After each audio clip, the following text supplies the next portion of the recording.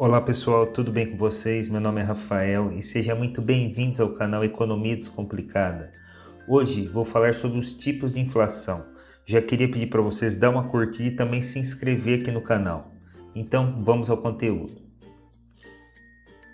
Para haver inflação, não basta que um ou outro item esteja mais caro. É necessário que se observe o aumento médio dos preços em uma cesta de itens que as famílias mais consomem. A moradia, o transporte, alimentos, energia elétrica e etc.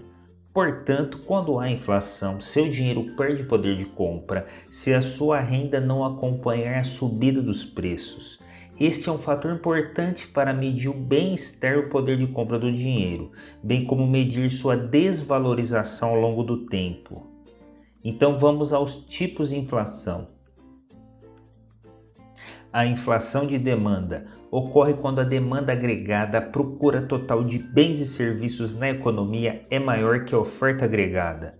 Em outras palavras, há mais consumidores demandando certos produtos e serviços do que produtores dispostos ou capazes de ofertá-los por questões como aumentos salariais acima dos ganhos de produtividade, redução de impostos sobre o consumo, taxa de juro real negativa, facilidade de acesso ao crédito e o governo gastando mais do que arrecada, entre outros.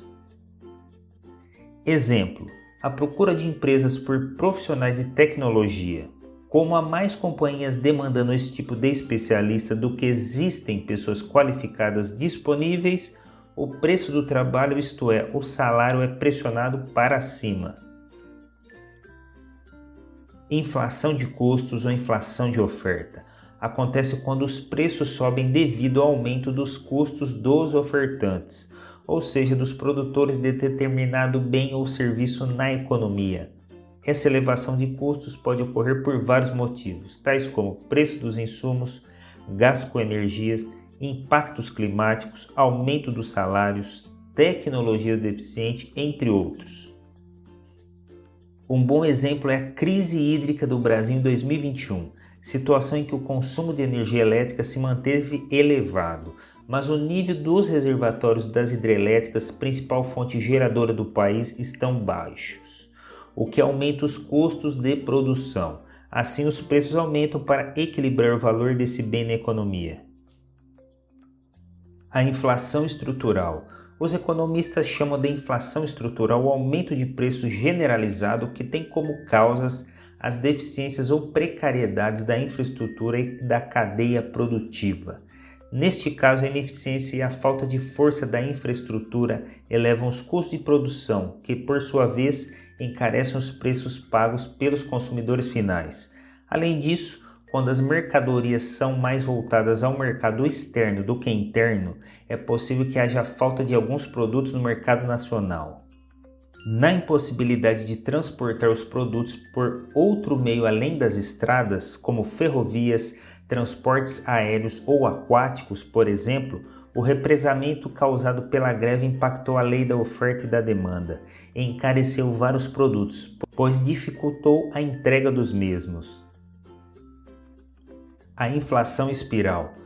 Ela ocorre quando há um ciclo em que os trabalhadores recebem reajustes ou aumentos de salários para recompor a perda do poder aquisitivo causada pela inflação geral da economia. Com mais dinheiro em mãos, eles têm mais recursos para gastar.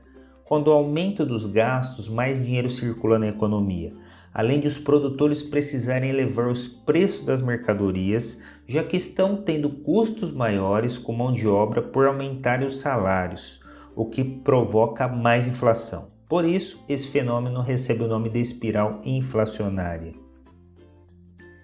A inflação global é a situação em que várias das principais economias do mundo observam o aumento dos seus índices de inflação de modo simultâneo.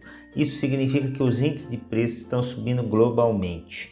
Praticamente todas as nações compram e vendem entre si no comércio internacional, que também está sujeito às leis da oferta e da procura. Se os custos produtivos aumentam, isso é refletido nos preços dos itens no comércio exterior. A inflação inercial ela tem suas ligações com o fator psicológico da inflação comum. A inércia é o processo relacionado à expectativa da inflação, é o que os economistas chamam de memória inflacionária.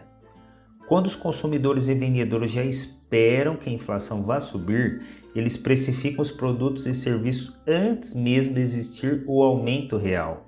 Ou seja, por medo de que os preços subam, os produtores reajustam as etiquetas antes que a inflação se confirme e seguem fazendo isso até serem interrompidos por algum fator. Isso ocorre em vários planos econômicos antes da estabilização da moeda com o plano real. A inflação monetária. O dinheiro serve para remunerar produtos e serviços. Se há mais dinheiro do que produtos e serviços em circulação, os preços aumentam para reequilibrar a economia.